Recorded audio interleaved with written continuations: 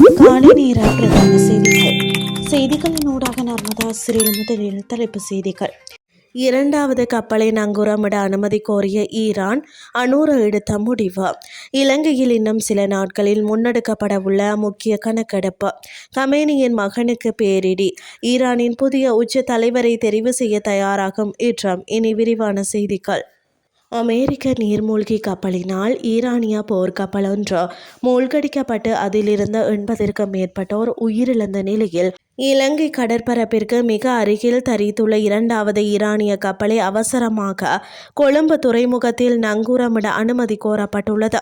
இந்த கோரிக்கையை ஏற்ற இலங்கை அரசாங்கம் அந்த கப்பலை திருகோணமலை துறைமுகத்துக்குள் அனுமதித்துள்ளதாக இலங்கையின் ஜனாதிபதி தெரிவித்துள்ளார். முன்னதாக மற்றொரு ஈரானிய கப்பல் நேற்று காலை இலங்கையின் பிராந்திய கடற்பரப்பிற்கு அருகில் பயணித்துக் கொண்டிருப்பதாக அமைச்சர் நலிந்த ஜேதிச நாடாளுமன்றத்தில் தெரிவித்தார். இந்த நிலையில் சிக்கலை தீர்ப்பதற்கும் உயிருக்கு ஏற்படும் அச்சுறுத்தலை கட்டுப்படுத்துவதற்கும் பிராந்திய பாதுகாப்பை உறுதி செய்வதற்கும் தேவையான தலையீடுகளை அரசாங்கம் மேற்கொண்டு வருவதாகவும் ஜேதிச கூறியிருந்தார்.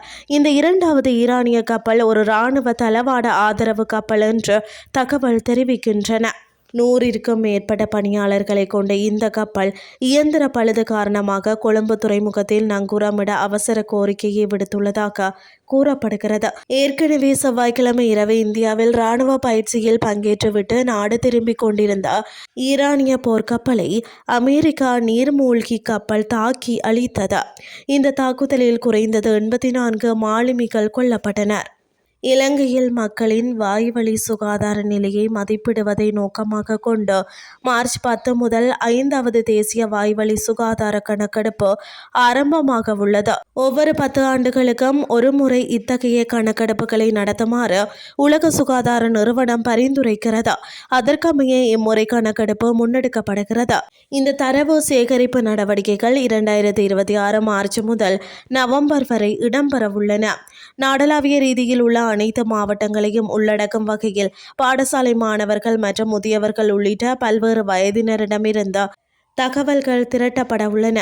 எதிர்கால தேசிய வாய்வழி சுகாதார கொள்கைகளை வகுப்பதற்கும் தடுப்பு திட்டங்களை திட்டமிடுவதற்கும் தேவையான முக்கிய தரவுகளை பெறுவதே இதன் முக்கிய நோக்கமாகும்.